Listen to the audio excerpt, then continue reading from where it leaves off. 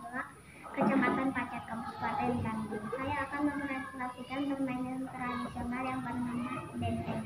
Bentengan adalah permainan dua tim yang masing-masing punya benteng atau tempat jaga. Tugas kita adalah menyentuh benteng lawan tanpa tertangkap.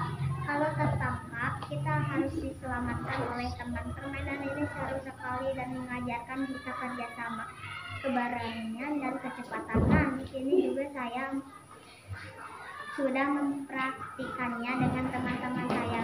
Mari kita